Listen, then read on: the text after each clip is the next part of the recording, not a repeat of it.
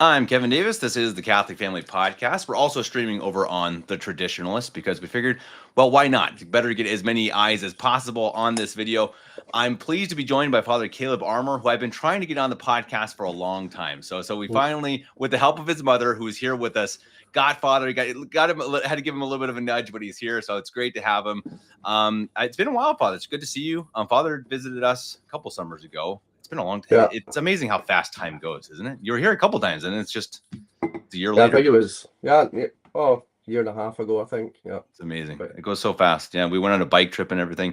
Hope Father's got to come back someday. We got to go and yeah, visit the local sites again here in Wright and Mickle. We're joined by Father's mother, Mrs. Armour, as well as Sister Veronica, who is Father's sister. So blessed to have two religious in the family. And we're going to talk today about a little bit about their story. We hope to get your guys' questions for them if you have questions, especially for Father, but of course also for if you have any for Sister or Mrs. Armour, let us know in the comment section. Their story is absolutely fascinating. You may have heard already the interview that Mrs. Armour did with Father Zepeda on the Catholic Wire.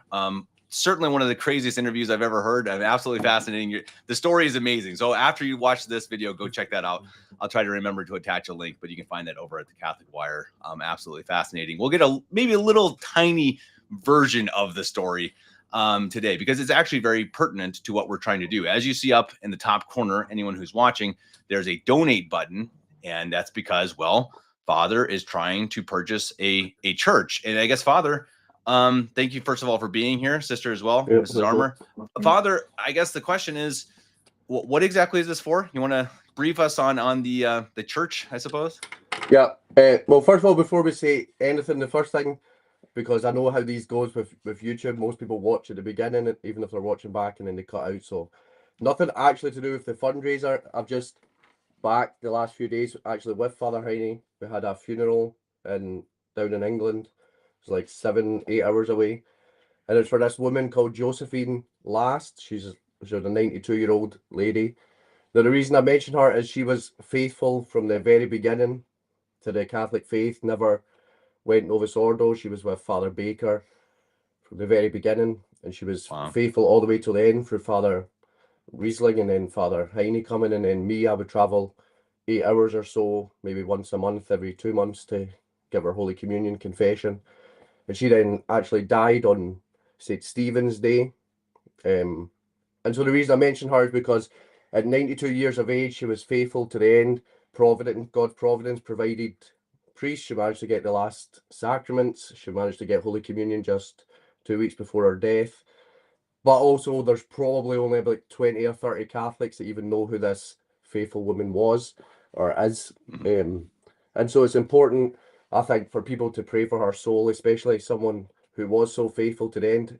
Especially, we're trying to raise money for a church. We don't know how many churches in America, how many conversions in America are down to faithful souls like Josephine, who has been praying and suffering all these years. So if everyone could remember to pray for her soul, first of all.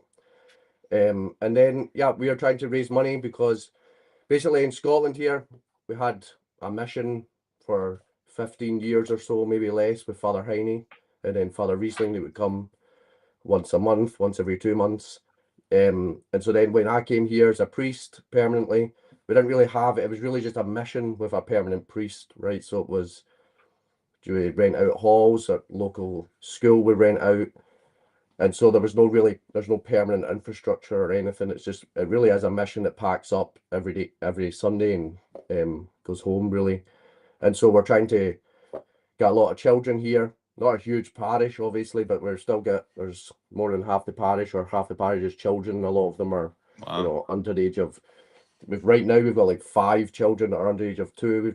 Our sister just had twins, and then our other sister had a baby. So a lot of young children, and so I've been trying to raise money. As you know, it's not easy. If you've only got a limited amount of people, there's only a limited amount of funds as well. And so basically we've been looking around, and then that's where we'll get into this Mormon church that we used to attend before our conversion has almost, providentially or miraculously, because you would never think this one would come up for sale, has come up for sale, that's 5 minutes away. Wow. And then we'll get into all the other stuff, but basically we've started a school now and things, so everything's really starting to grow. and so that's kind of why we're here today, to get that out. Not many people think of Scotland when they think of, the traditional, if you want to say, I don't like saying traditional Catholic, that term, but Catholic, it's not, the true Catholic faith is not really, I would say, super strong here, because there's, Germany neither. Yeah. yeah, exactly. And especially in Europe, I think, that liberalism and stuff is really infiltrated in Great Britain, but people more think of England when they think of Great Britain rather than Scotland. So kind of raises awareness that we are here and try to preserve the faith. And Father, and I appreciate that is absolutely fascinating and amazing that it's 5 minutes away. I didn't appreciate how convenient that would be for you as well. And so I guess before we get going much further, first of all, Father Geckel, thank you for joining and for being here. We appreciate you you watching. Father, what is your story? Maybe you could give us just a brief I guess rundown of how long you've been a priest, where you went to the seminary, etc. Yeah, so I mean, we were, from the very beginning, we were Mormon. So I was Mormon till about, I think, 11 years of age.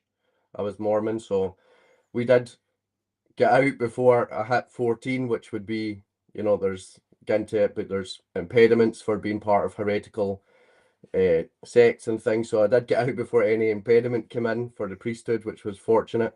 And so we were Mormon, converted, went to America, with, that's a picture back there, painting of Father Procopio. That's the priest that really was the one that catechized us and baptized us as well. And so we basically spent a whole year with him, came back here, didn't have any mass or anything for like 3 years, nothing. Then we had mass, like I said, once every 2 months. And then really we were homeschooled from that point. So thankfully kind of were preserved from the evils that go on in the public school at that critical time when we were first converted. And then went to university, did a degree in psychology, and then was on the verge, really. I'd actually accepted, basically it was a doctorate course in educational psychology, or doctorate level course in educational psychology. And the actual day before I was meant to start, that's when I sent an email, because leave it to the last minute as usual, but I sent the email and just said, because at that point I was like, I can't even start, right? And there was a lot of things that came up. They changed the funding. That meant if you did commit to it and leave, you had to pay all that funding back. And so that was a big change that had come in. That wasn't, you had to commit to, I think it was more like 5 or 6 years you had to commit to as well. And then basically the day before, I just emailed them and said, yeah, I'm not coming in, and I'm not coming on Monday. And that was because I decided to join the seminary. So I was just, the day before I was meant to join, basically I'd made the decision to join the seminary. And then, then we already knew Bishop Preverunis.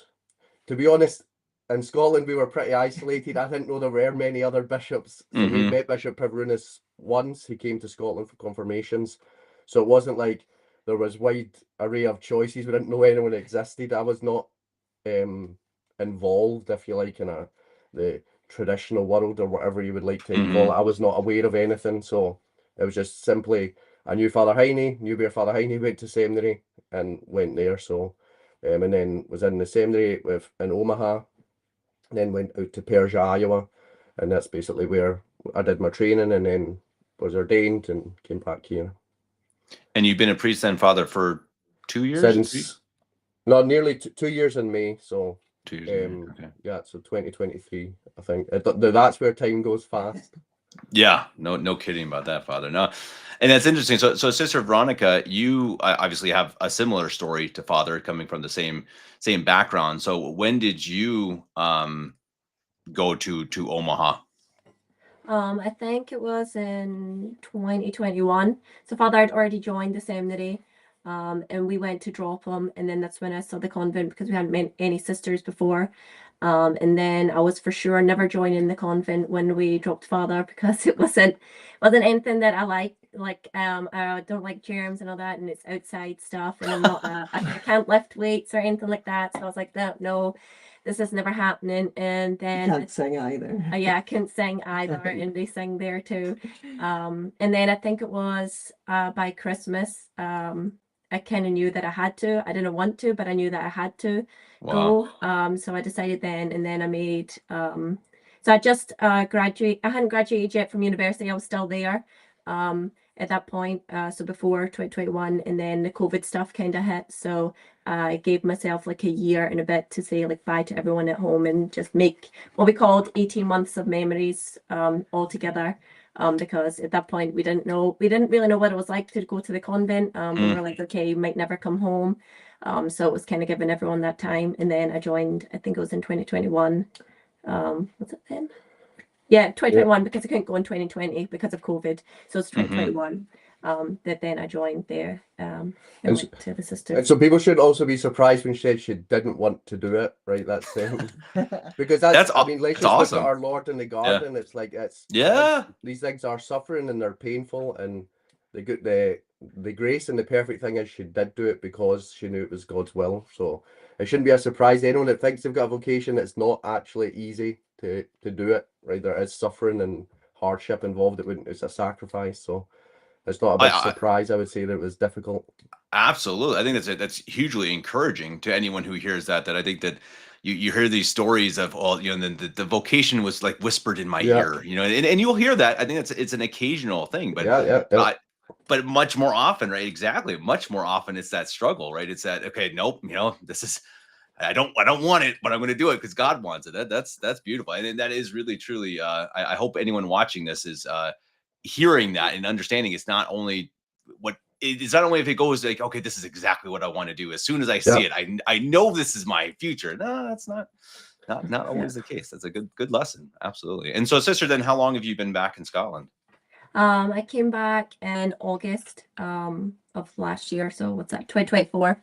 I came back, the bishop sent me here for school because just in the July, Sister Johanna, who had been my superior whilst I was a postulant and novice in Omaha, she came in July here to Scotland to do the missions and kind of have like a catechism month and just meet the people because Father was going to England at that point. So we did a catechism week here and then we traveled down and we saw all the people that he serves down there for a week. And then there are a lot of children here and there's been some issues with the children. So then it was kind of the bishop then said I could come back here and we could set up a school and then serve the people here in the mission and the children too. So then since January we started a school because we had to get everything ready and we have a school now here for the children. Yeah, so with that, so I know people will be thinking, yes, this is very extraordinary circumstances. I don't think we look around the times, right? It's like look around it's not ordinary times. But with that was really a case of like when Sister Johanna came here, who was the Sister Superior in Omaha when Sister was there, was they really realized it was pretty desperate. The children, so our right now in the school we have 7 children, but there's other children in the parish, but we're having to do it at our parents' house, so it's kind of you're limited.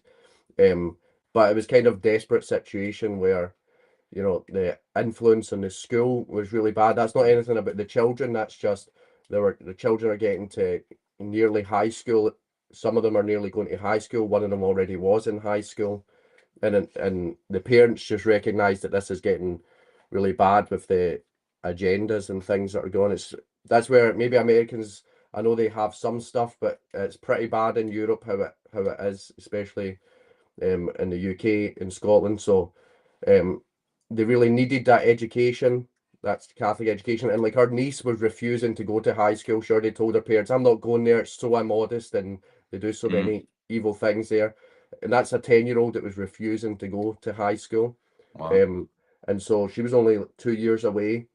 And that's when basically really Bishop realised it was pretty desperate times. So that's why sister being my sister's not a problem, obviously.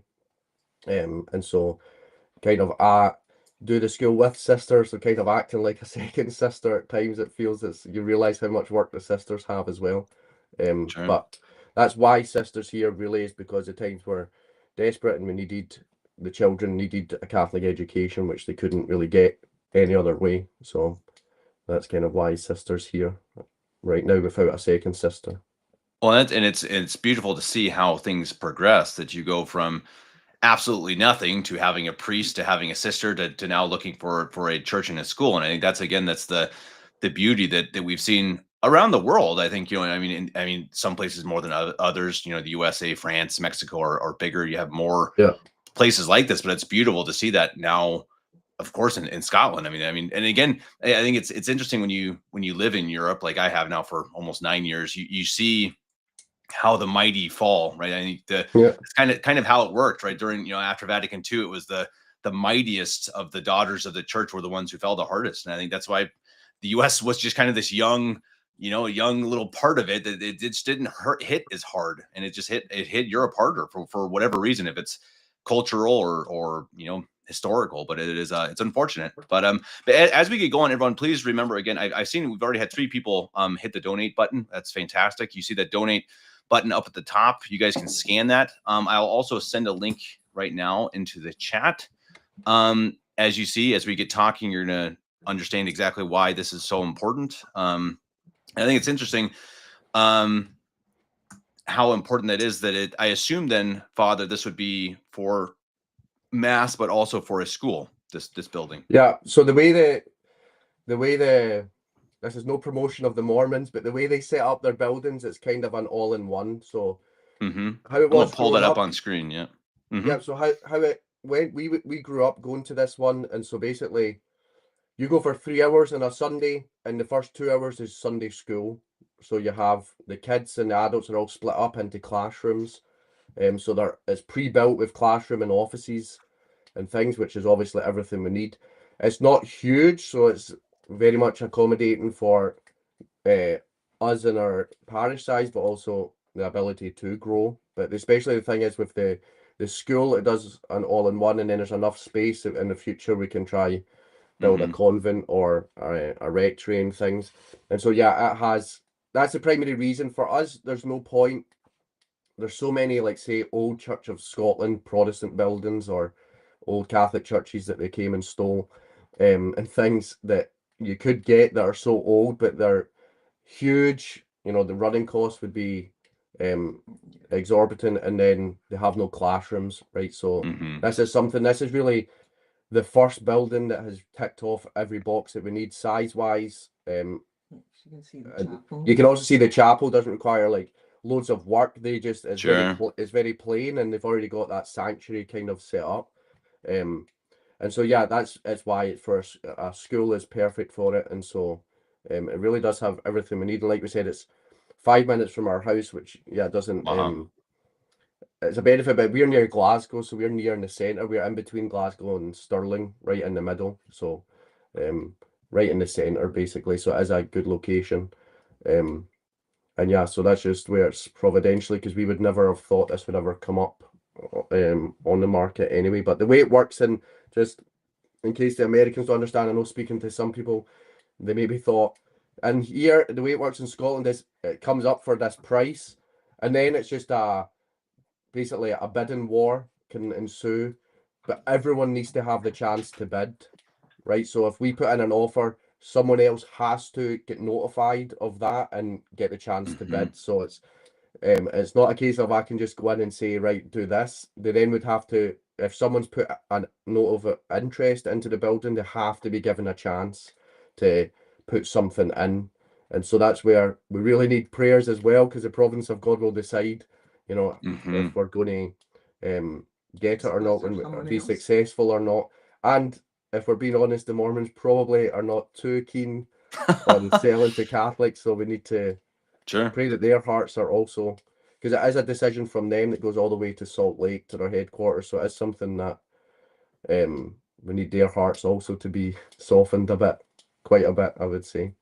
Well, it's interesting. No, and we read it, Father Geckel saying getting a permanent public chapel is so important for a mission or parish to grow. Exactly, I can only imagine. And it is that physical. We talked about that here in Darking. Father, you know this, that we have a nice parish. It's a parish that's grown. You have a lot of children, but we're not in a visible church, and it actually does make a big difference. There are people I've seen people walking down the street towards Father Highness Chapel, and they can't find it because it's just not Yeah. a visible chapel, and it makes a big difference. It really is something that you literally can say, here's a building and it looks like a church, and it is a church. Exactly. That actually really does. That's a really good Well, point. It especially makes a lot of for, sense. So Mrs. Armour, oh, go ahead, Father. Go ahead.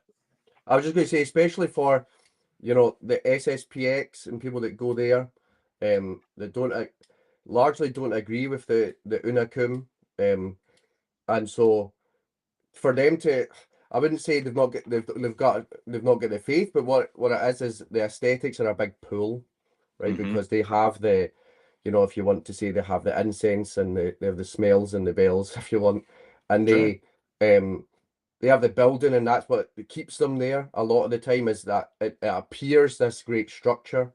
And so if you have that building, it does make a big difference. Ultimately, you need to have the faith, and that rooted strongly in the faith. That's why a building really makes no difference. The sacrifice of the Mass is the sacrifice of the Mass, and is Right. infinitely perfect, regardless of if it's in a nice fancy building or not. But that's still is a big factor that helps to draw people almost into, if you like, a legitimacy that is truly there with the Catholic faith. So, Well, yeah, and it does make a we're big human. difference. We're human beings, right, Father? We're lying Exactly, to yeah. ourselves if we're like, it doesn't matter. I mean, of course, Exactly, as yeah. you say, of course, the Mass is the most important, but of course it matters. But when you go to a church, we go once or twice a year to this huge church in near a lake for a pilgrimage, etc. And it's just this gigantic Yeah. cathedral. It's magnificent, and you have the incense and the huge choir, and it matters. This is like you Yeah. go there, and you are instantly driven. You know, your mind goes closer We're to not God, just and made of it's just soul, it's magnificent. body and soul. So That's we need That's it. it. Yeah, Yeah. for sure we do. So that's why it's so important, like Father says. Absolutely. So Mrs. Armour, we've taken a while to get to, so I apologize That's for all that. right.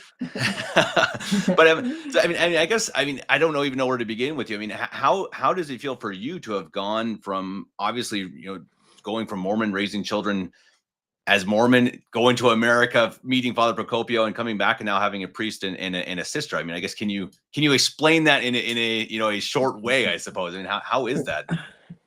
God's providence, God's will, God's grace, all those things. Quite unbelievable. But I think sometimes we concentrate a little bit much on like our family and our story. But this, before this church came up for sale, we have families who have sold their houses, they've sold their homes, and they've moved to Cumbernauld to live here. Wow. Something that they never thought that they would ever do. It's just something that wasn't, anything that they had planned.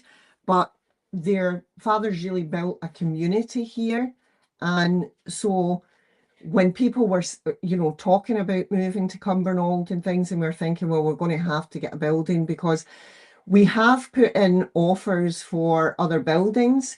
We've twice, maybe 3 times or something. We've looked at like older buildings or some newer buildings, all of which were going to require us to sell our home so that we could purchase them. And I was just listening to a podcast one night in the middle of the night and heard this guy talking about all these Mormon churches that were closing down, and I thought, that looks like Cumbernauld. Like I couldn't believe in this podcast that and this guy was saying, these in Cumbernauld in Scotland, these people turned up to church on Sunday and were told, you're no longer meeting here, you're going to Airdrie. And all I could think about was, they're going to shut that building down. Maybe they'll sell it. Couldn't believe it. And went chasing after the Mormons to try and find out if this building was ever going to come up for sale. This was back in July of last year. So it's taken a while. But in that interim period, like I said, we've had quite a few of the families who've sold up their homes in areas that they never thought they would come to and live in Cumbernauld, and they've done that. So we're now, most of the parish is living within about 5 minutes of each other. We're all suddenly here, and people were enthusiastic and saying to, a lot of the parents had come and said to Father, we can't keep our children in these schools, this can't happen. And I think even Sister Johanna recognised it when she was here in the summer. And she was also amazed at how much like enthusiasm and knowledge the children had. They were so keen for catechism. Like nobody was like, oh, I don't want to go. We had some non-Catholics came for catechism and things as well. So for us, like it's you know, sometimes it's difficult to comprehend that we went all those years with nothing, and then it happened. God's blessed us with a priest, with a sister. I'm sure we probably got some other sisters and priests there, is, you know, in the making.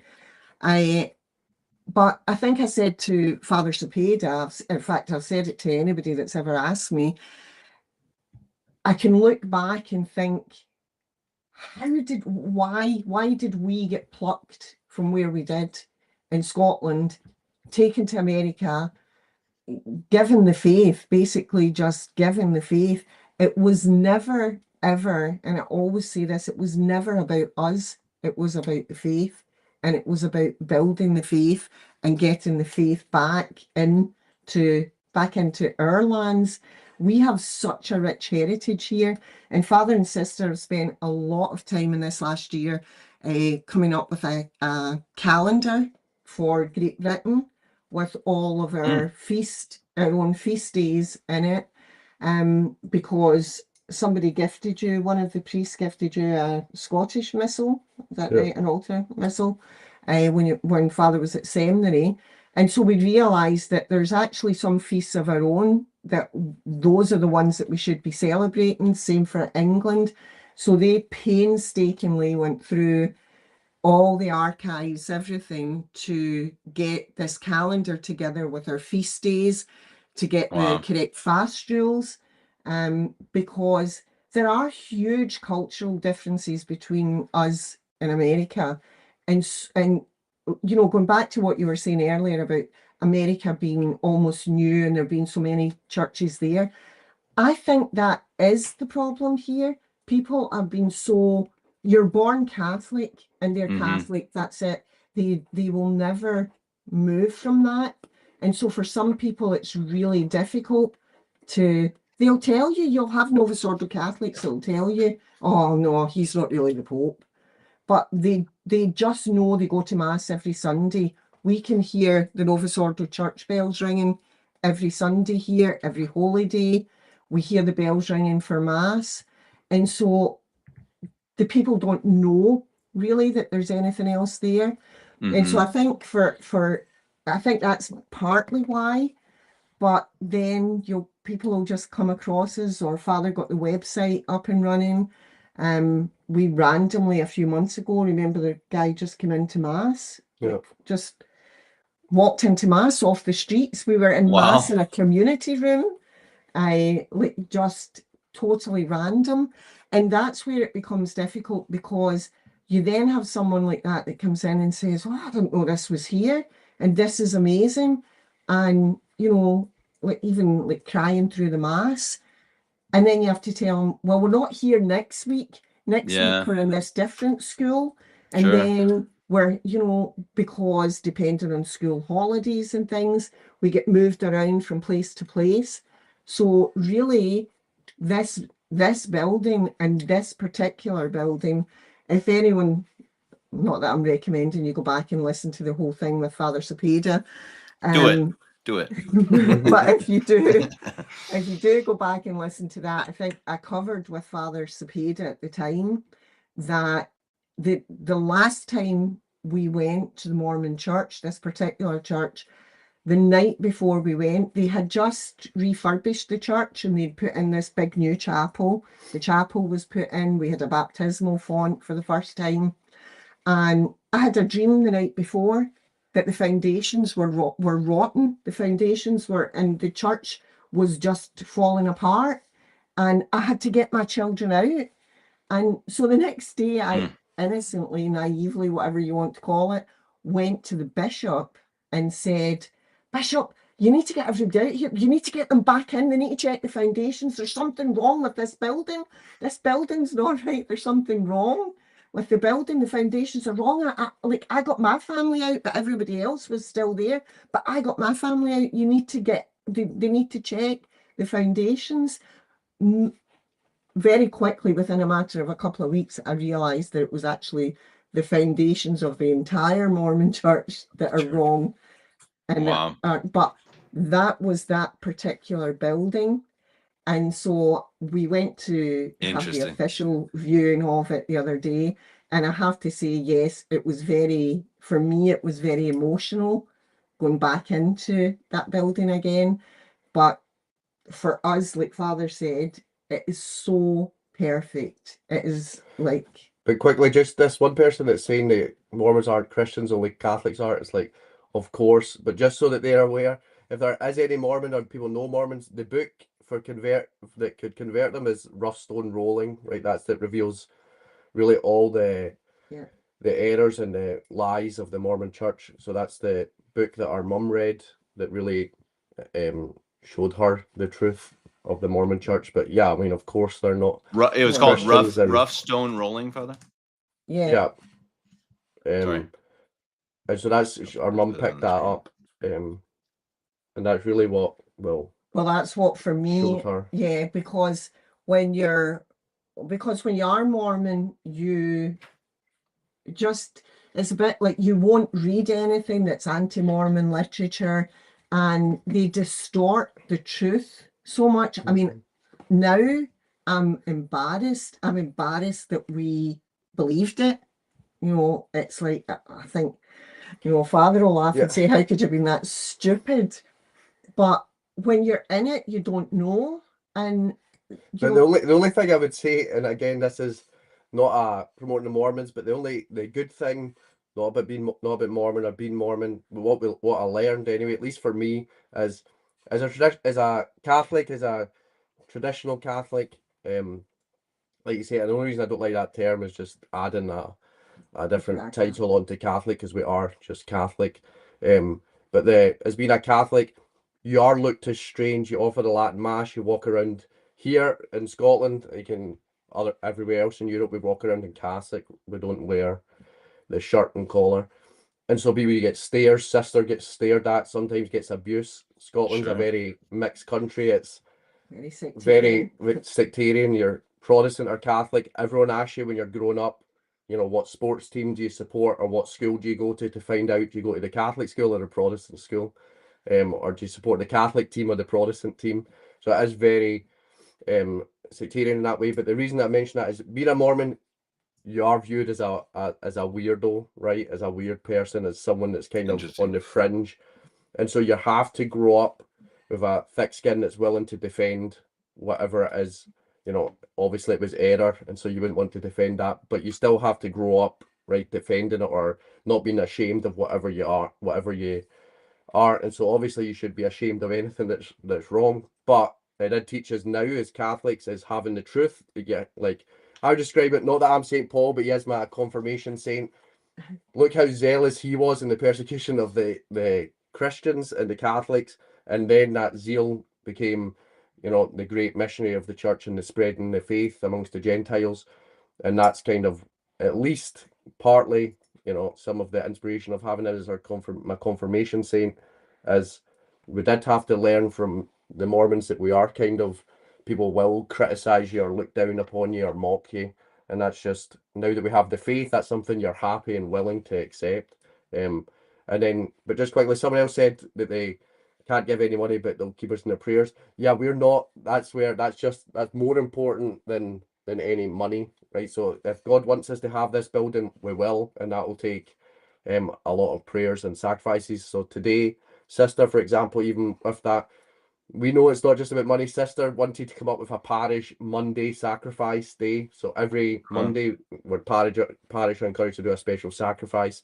Or like today is a no food day. So I'm already sick. So if I look worse on camera, it's because our whole family's not eating a single bit of food today as a sacrifice to offer up, united to Christ for the church. So, of course, prayers is number one. It's not like we're the widow's mite might just be prayers, and that's not just prayers. That's more important than anything. So we do appreciate it. Well, and everyone should, if you're watching this, you should feel a requirement to say at least a few Hail Marys, at least for this potential church, because otherwise you better sign off right now. So if you're gonna keep watching, you gotta pray after you're done. You gotta promise at least an our Father, Hail Mary, glory be. Right now we got a couple good comments. As we go through, just a couple of funny ones too. The Scottish accent is incredible. I haven't seen a single complaint. No one has said they can't understand. So I guess maybe I've learned being around Americans so long to slow it down. And I guess it must be. Yeah, it's funny. I went to learn how to teach English here in Germany, ironically, and to German students. And the lady who taught me was Scottish, but she also taught in German. So she taught German teachers and English teachers at the same time. So anyway, sometimes I had an easier time understanding her in German than I did in English. That was just like, sometimes like, are we speaking the same language? just amazing. But no, actually, so far I've had absolutely no problem with you guys. So I guess it must be that American influence. Yeah. A few other comments. We're several people from your parish. Looks like Kevin, blessed to have Father Armour, Sister Veronica in your lives. But importantly, they're in our children's lives. And again, that's such a good point. And I think that everyone here would agree that that's so much part of what we're doing, right? I mean, that's if you're not building for the future. And I think I'll ask you that. Maybe Father will ask you that. I mean, do you find that in Scotland as well? I know Great Britain's having some major problems right now, but I mean, do you feel there's a shift towards understanding that there's a shift towards tradition, there's a shift towards common sense? I mean, you see it in America right now, whatever you want to think of what's going on. I think there's still, it's a move towards sense. I mean, is that happening in Scotland as well, do you think?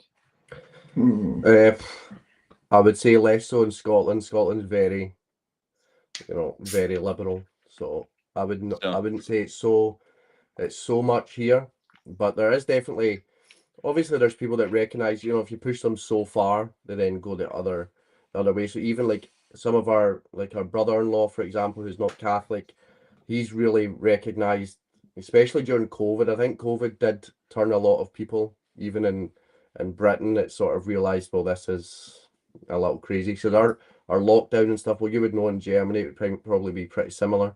It was very strict compared to even America. So that did sort of push people, I think. Scotland, I would say not so much. It's still a very liberal country.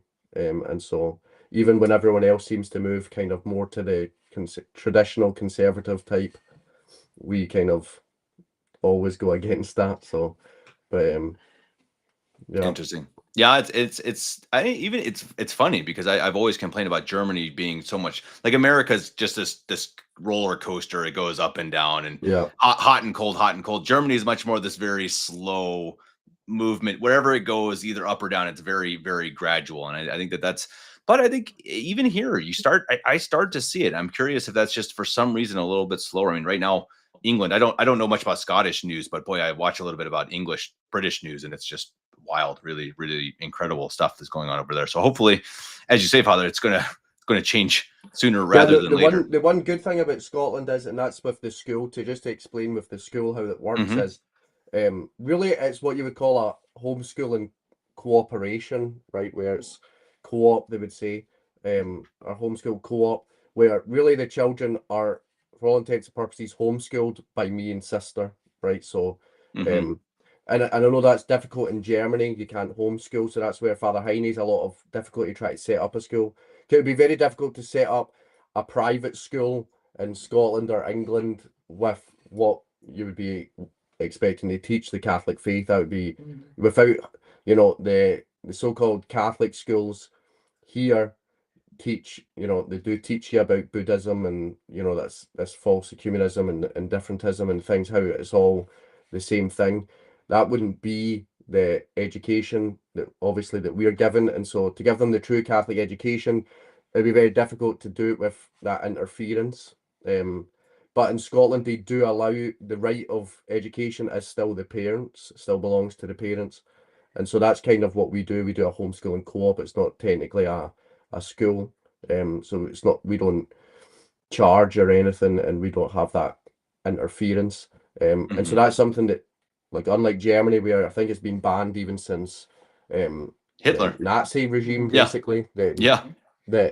But here in Scotland to do, even in England, it's actually different. In England, they've changed it because there was just a big case with a young girl who was part of a Pakistani family that was killed by her parents, basically.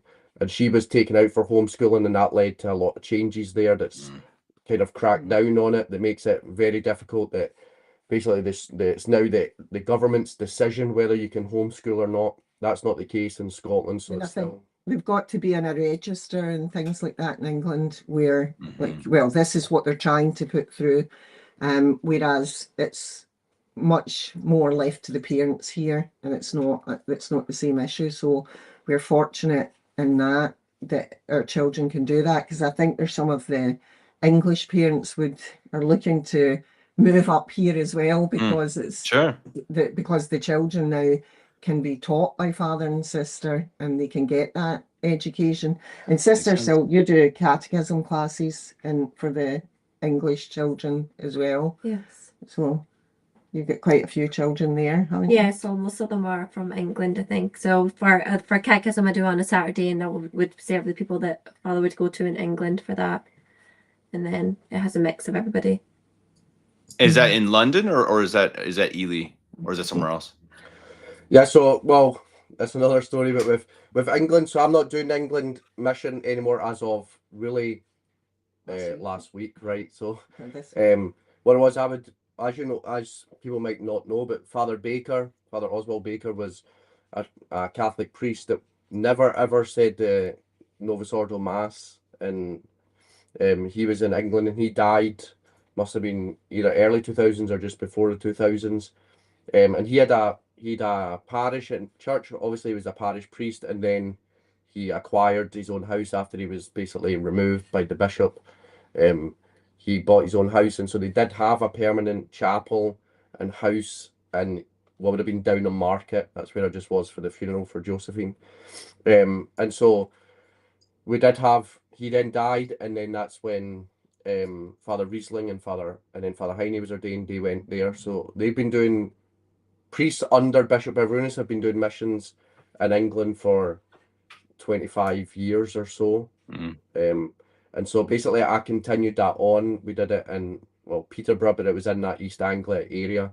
We continued that on, but then priests of the RCI, the Roman Catholic Institute, under Bishop Sanborn started to come, and they were more in the London area. And then obviously Father Aidan Gilchrist got ordained, who we crossed paths for a little bit in the seminary, but he was ordained, and now he's sort of residing for the moment, at least kind of in England area. Okay. And so he was doing sort of still more London, around that London Reading area. So not really, there was still like maybe 20 people that weren't kind of able to get mass easily. So that's the only reason I still kept going down.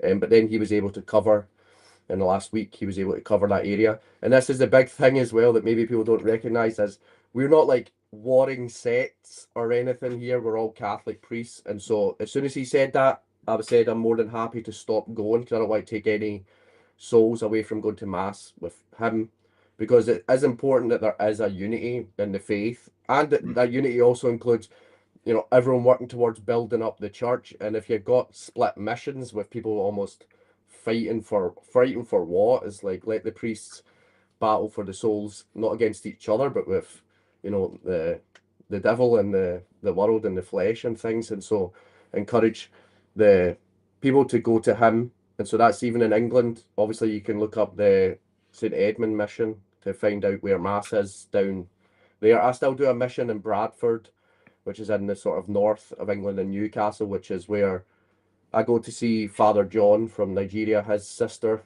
she lives in Newcastle, so I have mass for them.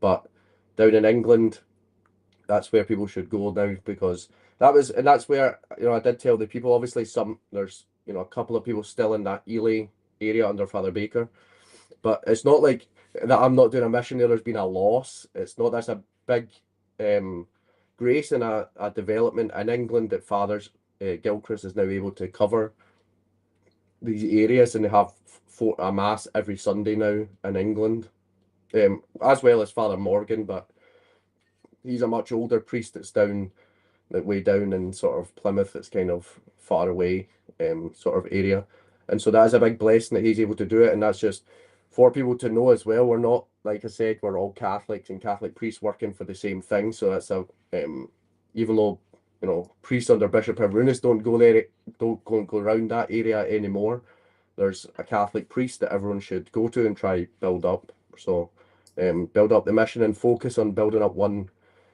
big place in England. Hopefully they can also get a permanent chapel and a school and things as well. Well, we would love if it comes to that, to have Father Gilchrist on the channel. So if that comes to it, Father, if you're listening to this, please send me a note. We'll raise some money for your prayers. I think you think I was hard to get on. Maybe Father Gilchrist will be a bit harder. Ooh, it's tough. I'll get a hold of his mom. That'll be the trick, I suppose. Yeah.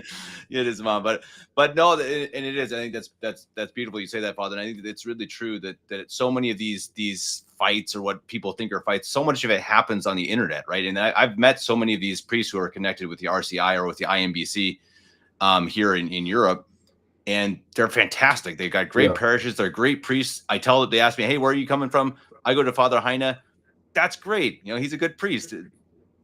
And it's fine. I think people get bogged down, and which is understandable, and it's very disedifying if you see the sort of politics that sometimes goes on. But yeah, the same thing. I went to Rome last year. Me and Father Augustine from CMRI, we went to Rome, and we had mass in the chapel in Rome from the IMBC, and no problem at all, right? And so it's not like, then, like I said, I had Father John was just here from, I say Father John because I don't normally like doing that. Sounds kind of Novus Ordo type, but I don't want to butcher his last name. His last name. It's because there's that ERU, which in Scottish, when we say it in our accent, will be very much just a runner, right? So it's going to. That's Father Okerulu. Yeah, Father Okerulu. He's great. He's been on this channel too. He's fantastic. As I've already joked with him, I've had like 3 or 4 baptisms of the Nigerian babies in England, and they don't just choose an English name; they have the Nigerian name. And I said to them, I don't think you expected a Scottish priest to be saying the Nigerian name for baptism. I'm having to whisper to the dad every time, what is it again? Okay, right. So it's wow. Yeah. We gotta get that on video sometime. Yeah, best avoided. And so but like, yeah, so I had Father John here. He came and he was very gracious, and that's where like I have a good relationship with Father Gilchrist, who's with the RCI. So it's not, at the end of the day, like Father Geckel said there, when you're in a desert, you realize the disagreements and everything melt away, and that is the thing. Of course, there's things you cannot ever compromise on with the faith or doctrine and things, and everybody knows that. I don't think it needs to be explained, but the actual priests do work together and are reasonable and want the salvation of souls. To fight with each other doesn't help that. So absolutely. Well, a reminder again to everyone to please hit that donate button. We've already had 7 people donate. That's fantastic. Everyone keep doing that. If you're watching live, if you're watching afterwards, you can do it as well. I'll attach, of course, when this isn't live, I'll attach the link into the show notes, and I'll add it here again in the comment section for everyone who can go and donate now. Again, well, let's look at this real quick. I'm going to pull this up on the screen again for those who are joining us late. Again, this church that they're trying to put a bid in for, and again, as Father said, this is 5 minutes away from where they live, which Father, I guess, I mean, now that you're not going to England, or not as much to England, I guess you can focus much more at home, I suppose. Is that the case? Yeah, that's where I think it is God's providence that the focus now has to be here. That's God telling me you should focus just on Scotland. So I was previously doing a mission even in Ireland, but Father Legal goes there now every month, so there's no need for me. And then with England, Father Gilchrist got ordained, so it kind of is God telling me to just stick to here. And the school started, so I'm busy, like I said, pretty much every day, all day. I've still got a lot to do, and then we're trying to build that up even more to get the faith really established. So yeah, I think that's God's providence telling me to just focus on Scotland and to do all my attention here. So Well, and yeah. and I think your mom mentioned earlier that you're good at kind of bringing people in, and I've actually kind of wondered that. I mean, how?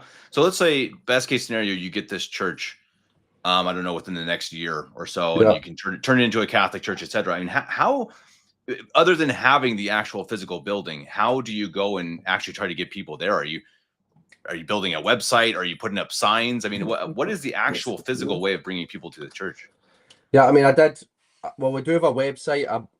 I built the website, not having a clue what to do. I just had to go onto YouTube and try build this thing. So we do have a website that people can go on that tells you, you know, surprisingly, part of it, not the kind of the St. Francis model, you walk around and that's your preaching. So there's a cemetery where our brothers are buried, who died as babies, and then our granddad, I like to walk up there and pray my breviary.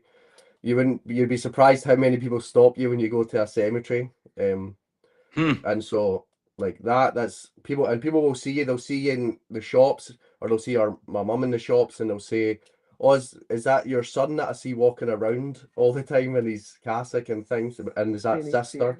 And so that way, but to be honest, obviously none of it's me, right? We know that's the grace of God, and if we get more people, that will be. But I do think a big thing has just been 100% and absolutely uncompromising in the faith, and it really attracts people, because they recognize, people are going to recognize when you're being false or when you're not speaking the truth. And if you're just, I think every parishioner would know that I'm pretty blunt and to the point. And so if you're doing something wrong, I'll tell you. If it's something that is wrong, I'll tell you.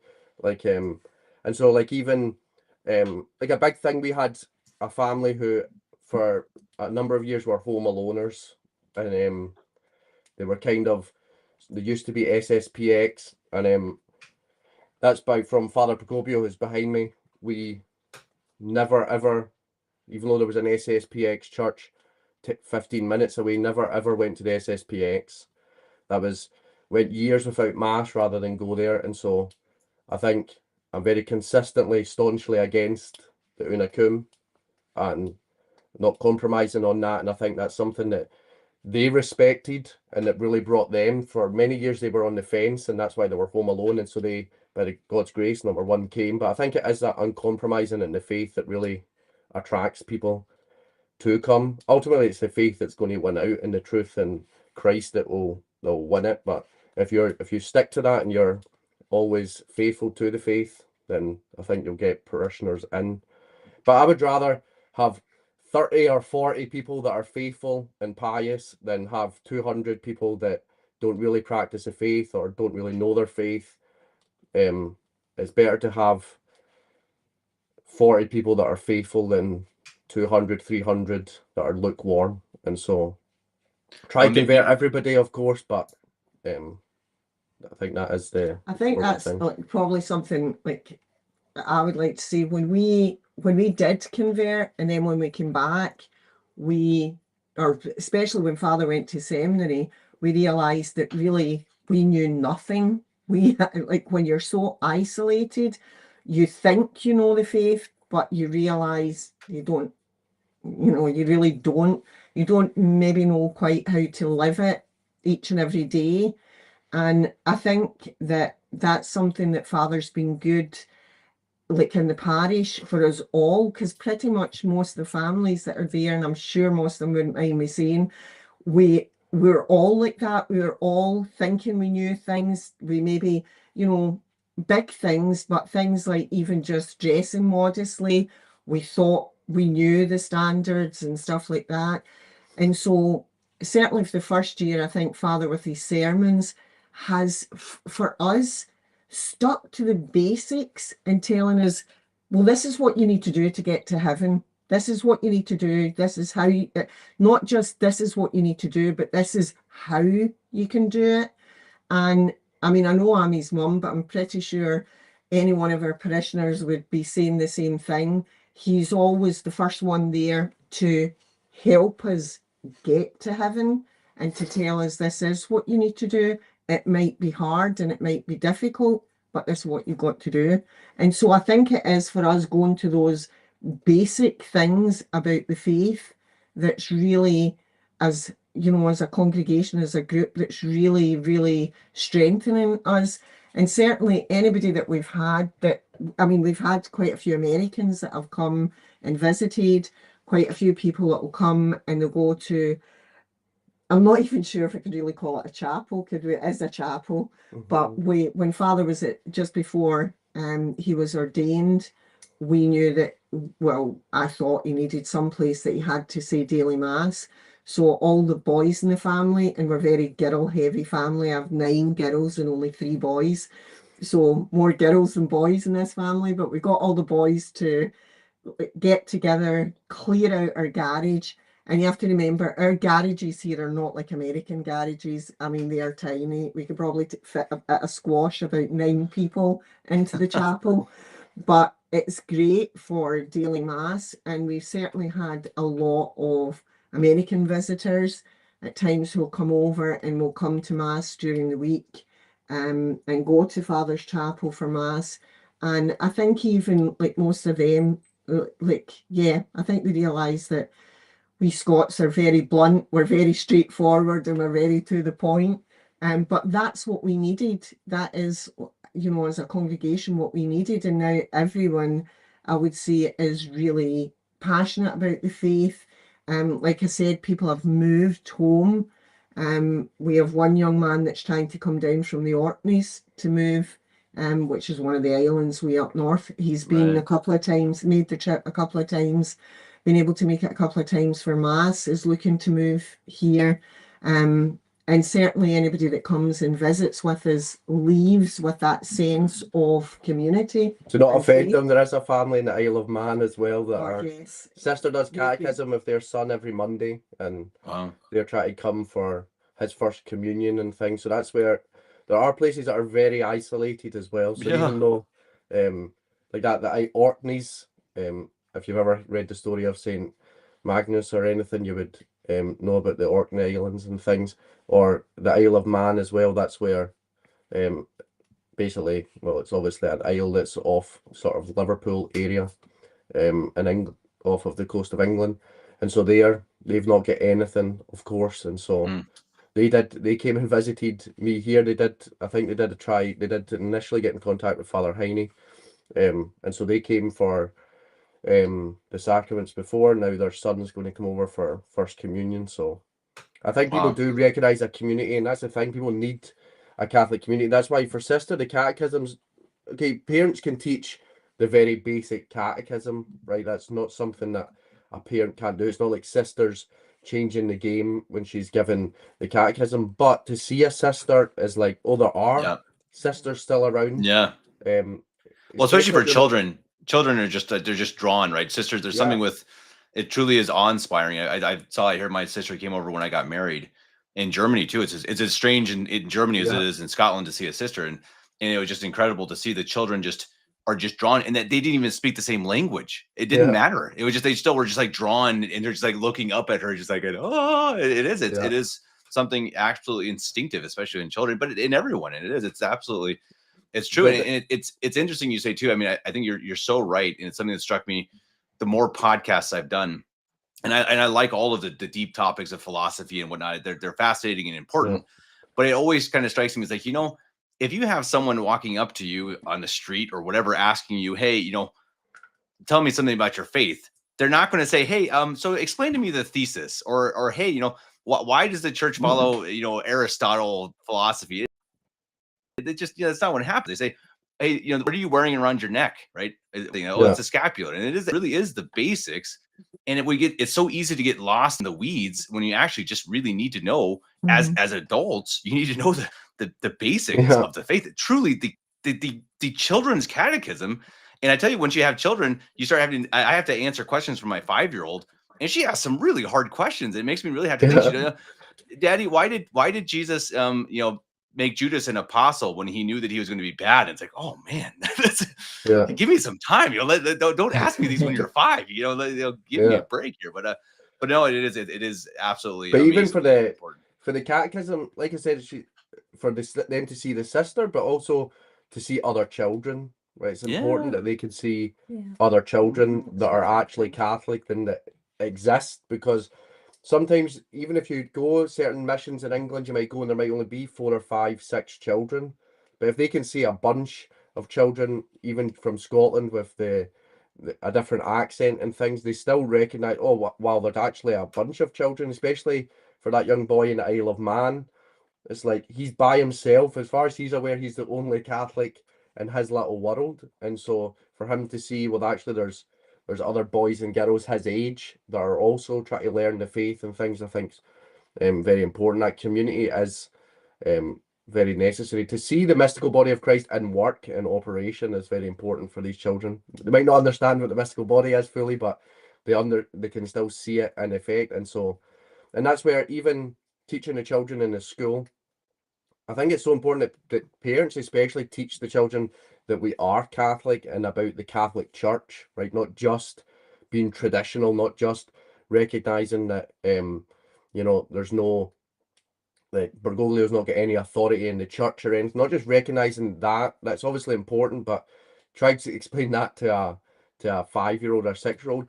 But they shouldn't hide from the fact that the Pope is the Vicar of Christ and is so important, and they should know the history of the church. They should know what the structure of the church is, and the Pope someone that should be respected, and so that doesn't kind of need to be explained in a very simple way to the children. They shouldn't grow up thinking, is the Pope a Catholic thing, or is that like something they do, right? It should be, the church should be loved, and we should love the church. So our children need to know the Catholic Church, not just that they're Catholic, but about the church. And so that's where like that sort of thing is very important, I think, for the children, and even for adults, that we should remember that great love of the church that we should have for the spotless bride of Christ. And that's just something, I think it was catechism and with the building a community, but also teaching them these things are very important. Absolutely, Father. And before, Father, I'm going to ask you where people can watch your sermons. We had several people commenting that they love watching your sermons. But first, again, everyone remember to donate if you can to the attempt of buying this church, which would be a huge deal, again, to provide a school and a visible church for Father to provide the sacraments. So please, if you can, and I'm sure Father would agree, it really, any amount is great. And of course, first of all, prayers, as Father also said, prayers are most important, but also if you give $10, give $10. I think people get too, you see all the donations, you see 100, 200, 500. If you give $10 and then you can be even a small part of helping to say, okay, now I saw, wow, they bought that church, and I was a tiny part of it. That's awesome. So I even have if you to can say, give one of the happiest ones for me was the other day.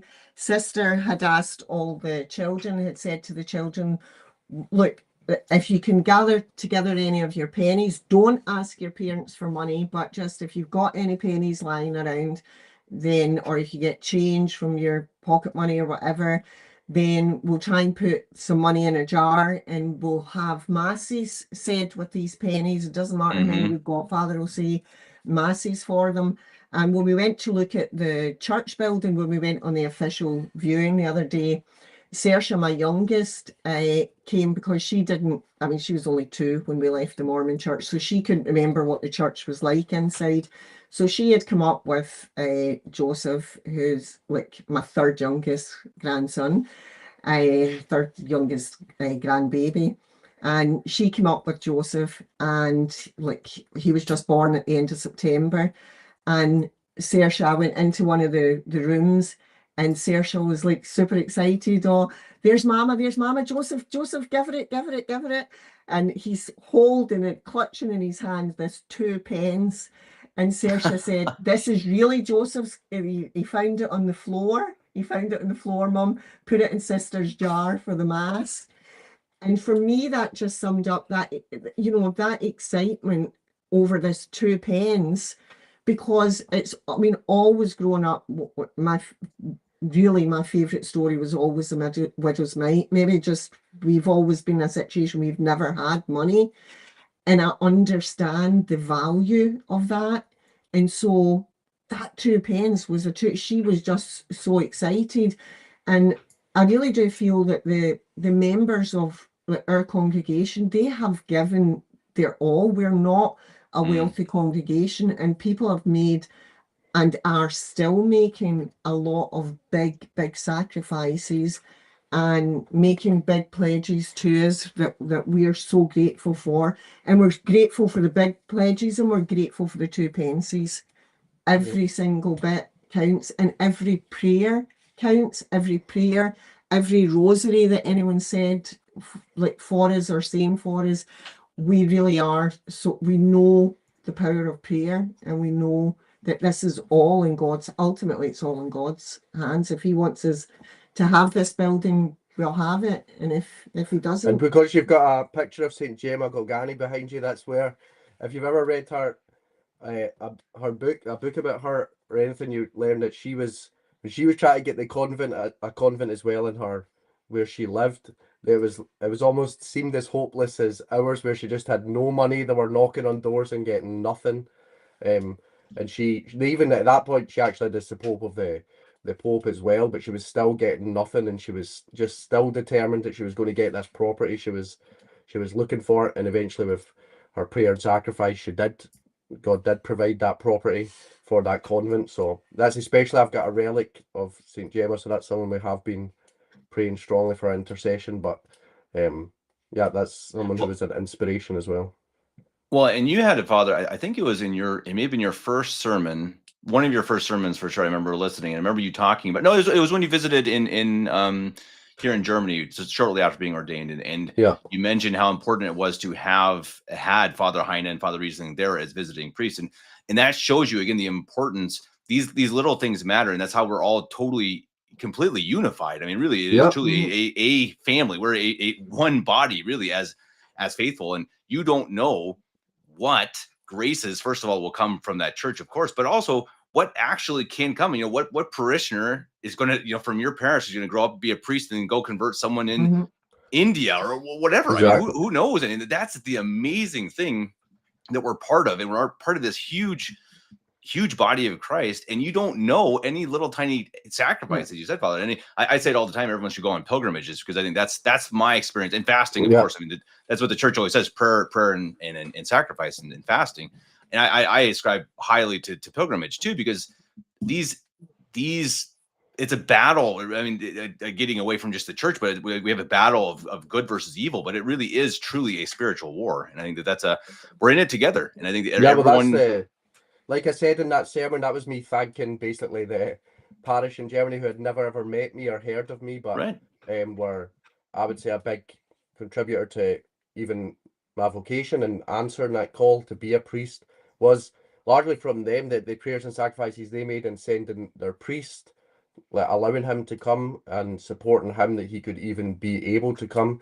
And that's where, even with this church, I'm sure people that listen are more than aware, but it's not just, sometimes you can be very focused on, okay, let's build up where I am. But the church does spread far and wide, is universal. We are one mystical body, and the exact same sacrifice of Mass that's offered in your local your local church will be offered here in Scotland. And it's, we are a mystical body that all work together and for one another. When one suffers, we all suffer. When one rejoices, we all rejoice. And so that's where, like you said, and like I said in that sermon, it is so important. And we don't know, yes, this might be a church in Scotland that could convert people, and people in America could be converted. Your family members could be converted from the prayers and sacrifices that are offered by the people here. It's not just limited to that little place where you live, and that's where it's very important to know that it's like you said, it's not a Church of America, not a Church of Scotland. It's the Universal Catholic Church, and that's where you kind of see that. Boy, I tell you, also a good reminder to pray for more vocations, right? That's another thing that it's always so striking in our world, and we always wonder, why is the world going? It's going to heck, right? It's a total mess, and we wonder why. Okay, there's a lot of different reasons why, mainly because it's gone away from God. But I always think too is like, well, we don't have full convents of nuns or of monks just praying all day, praying and working and praying and working and praying and working. We don't have that anymore. I think that, Father Zepeda is really trying to work on that in Colorado. And I think that's another thing that, boy, this attempt to provide for vocations, and it does start absolutely in these little parishes, because in schools especially. I mean, the Bishop Pivrunas would say over and over and over again how important it was 30 years ago to go and spread, so thin. He had two sisters, working in the middle of nowhere, having very little to work on, but building these schools from nothing. And now you've seen it 30 years later, you've seen the fruits of it in more priests and nuns, and that it will exponentially grow. And that's kind of, but that's where, even on that, I was talking the other day, and I think the parishioners are more than well aware they get almost guilt tripped at times. But that's the thing, you can have a school, and a school's so important. I'm not downplaying that. We've talked about that the whole time, how important that is. But parents as well, right? The role of a mother and father.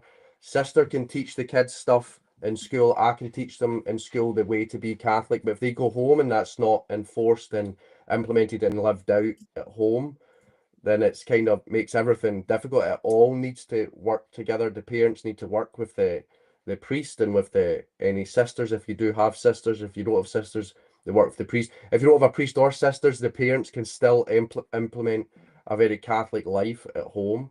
And that's where the role of parents has always been so important. That's why we do look to the Holy Family, and we do seek their intercession of Our Lady and Saint Joseph. And so I do think the role of parents in the education of the children, that we know that's one of the purposes of marriage, the rearing and education of the children. We don't just get children, and we have to educate them as well. That's the primary purpose. So I think that's something that is very important. We can only, the parents, the role of the mother and father is vital, and all those things that you just mentioned. Well, if the homeschooling laws don't change in Germany, we might just have to move to Scotland ourselves. Well, actually, funny enough, my wife is actually planning a trip to Scotland in April. She's got friends coming from the U.S. I don't know if she might be there for a Sunday. I'm not sure, but maybe she'll be able to pop by. She's going to Edinburgh, We so I think still that's have masses every day. We have weekday masses in Father's Chapel. As long as there's not more than 9 of them, they'll fit in. Just the wife and the baby. So let's hope so. Well, that's great. Well, I think we're going to start wrapping it up, everyone. So if anyone has any questions for Father, Sister, or Mrs. Armour, please hit us up now in the comment section. You can also perhaps add comments. Again, if you're watching this and it's not live, maybe Father or Mrs. Armour will watch the comments a little bit if you have questions for them. Father, a couple questions, and I asked you, and I forgot to ask you again. How can people view your sermons? Is that a YouTube channel or? Yeah, I do have a YouTube channel. I think it's Our Lady of Sorrows Traditional Catholic Church is what it's called. Lady of Sorrows. Find the link. I'll send it to Kevin. I think my mom's going to send you the link. Going to send me the link. Okay, perfect. Yeah, and I'll attach that link then to the finished video. And then the second question, or go ahead, Father. Yeah. I was just going to say, I do normally try to put them up once a week, but sometimes with the school and with everything else, I'm the only one that does it, and I don't know. So sometimes it doesn't, but yeah, I mean, there's loads of sermons out there, so I'm not saying listen to mine over anyone else's, but especially if you're in the UK or even in America, of course, it's always good to listen to sermons. But I especially do it for those who don't have a priest, don't have Sunday Mass, don't have a sermon. It is very important to use your Sundays to listen to these things, especially. Well, I'm always surprised how well. I mean, we always publish on our channel a sermon on a Sunday. We get it, just pull it down from traditional Catholic sermons of different priests, and I'm always surprised how well they do. They really do get views. I think there are a lot of people who travel, and people who actually really do just enjoy listening to sermons, which is it's a really nice thing to see. I mean, it is. It's an amazing thing, and I think you really see some of these channels dedicated just to sermons. They do well, and I think people are, and that's my hope. I see that. Slowly you see more and more people slowly starting to say they don't only want to hear things that are interesting, they want to actually help to perfect themselves, and that's a big step. Okay, so last question, let's see if we have any in the chat, but what is the timeline with the church and whatnot? Is this something that's kind of like, we have to get this money raised in the next week, or what's that kind of the basic idea of? Yeah, I mean, so the church has officially gone up for sale now.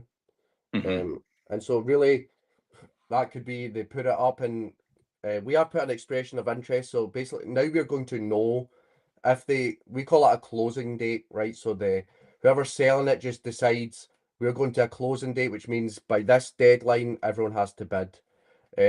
But we, at least because we have expression of interest, will be told when that happens. So really, yes, that could be Wednesday, that could be next Friday, it could be 2 weeks from now, it could be a month from now. So it really is in the court of the Mormons. Just depends. If they get a bid from somebody, they might think, right, we just want to call this, we want everyone to put in, show their cards, and so yeah, it is pretty critical at this point, because it could be as early as next week, it could be the further. Obviously, it doesn't mean if we were to put in a bid and get it accepted that we might bid more than the money we have right now, and we can then spend that time fundraising until we have to hand it over, if you like. So at least on that aspect, but yeah, we are talking, it's not like if we were going to get it and move in, we could have the chapel in as much as like 3 months or 4 months, Wow. or sooner, right? It could technically really be sooner. Got it. So Wow. we are kind of critical period, but at the same time, yeah, God will, if we're going to get it, God wills we'll get it, we'll get it. So it's Well, and everyone, fasting is very helpful. So if anyone Yeah. wants to join in the the fasting, you might see we're now nearly at the end of a full day with no food. So we could, it's hard, but it's good very good. Yeah. It is. Okay, so we have a It's question really from good DT. How to close are you live. money wise? Hmm? How close are you money wise? Is the question from one of the viewers.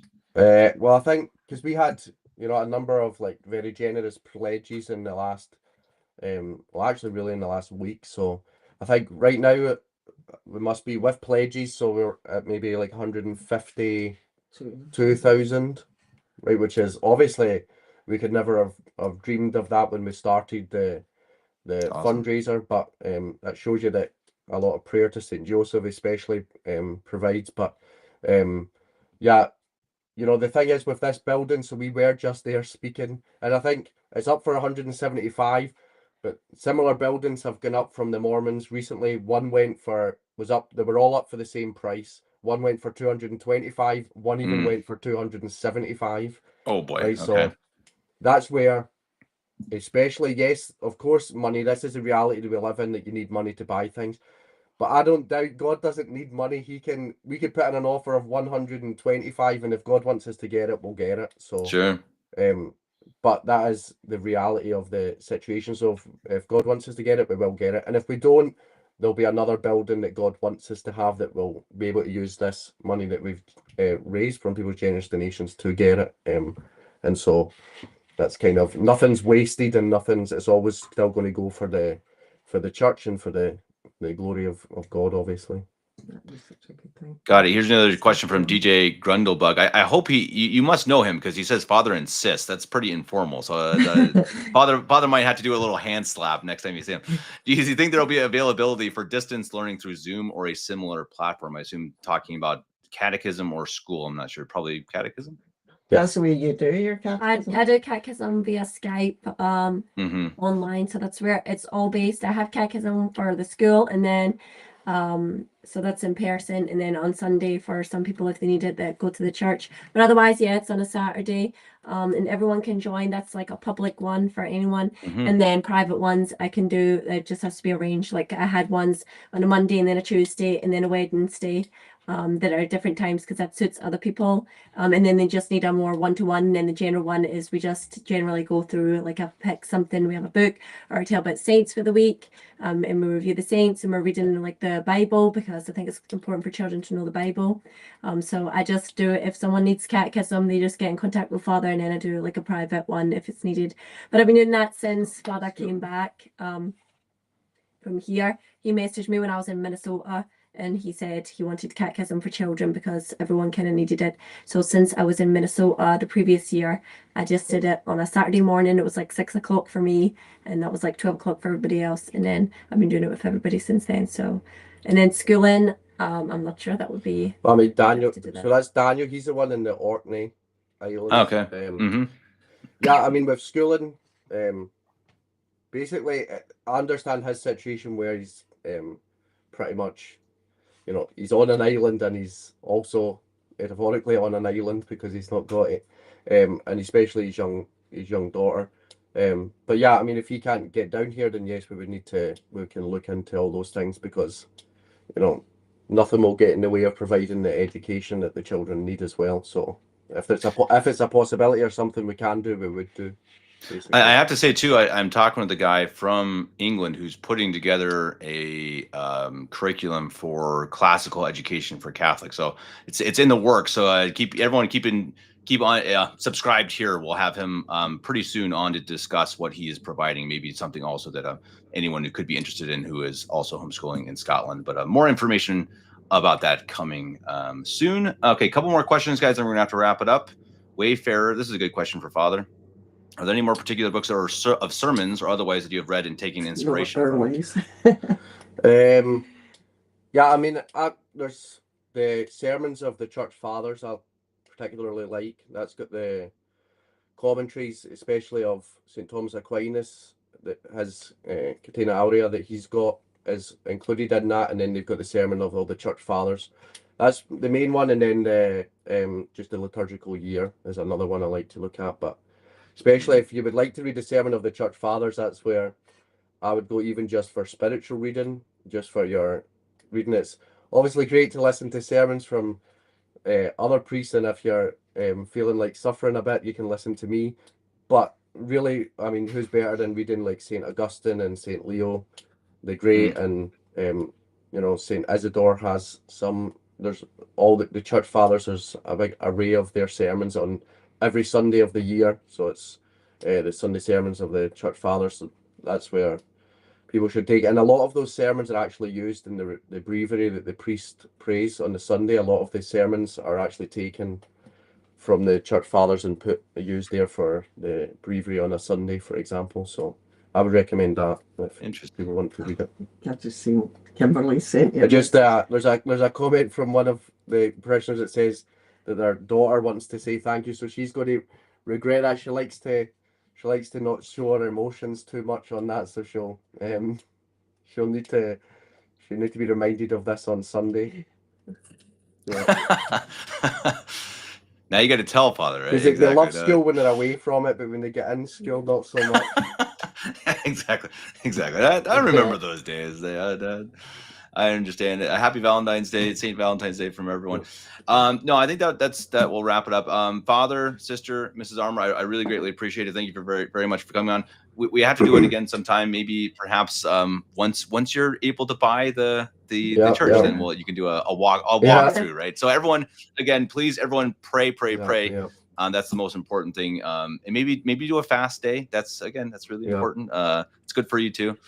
Do a fast day for the intention of the Scottish parish, and we hope that as brothers in Christ, we certainly are there with you in spirit, and hopefully maybe people watching this and you can contribute, and then someday you can go and visit this church and say, hey, you know, I was part of that. Exactly, and that would be pretty cool, even if it's just your prayers.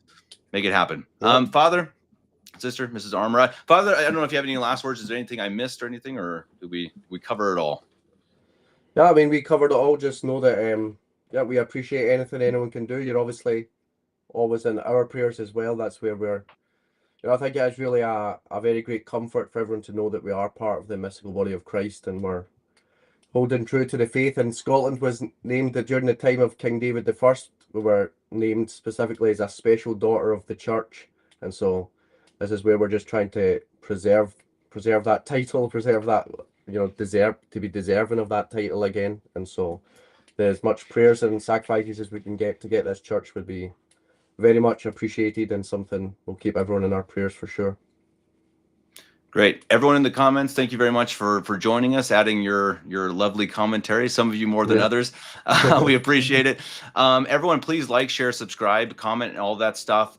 Especially share, because this is something, once it goes down from being live, it's going to need to be shared to make sure we get as many eyes as possible to, again, do our best to get the best chance to get this church bought. So let's make that happen with sharing this video, but also, of course, your prayers and fasting. Everyone, I don't know, whenever, maybe next Friday. If Father's going to do it, we can all do it too, right? Yeah. It's awesome.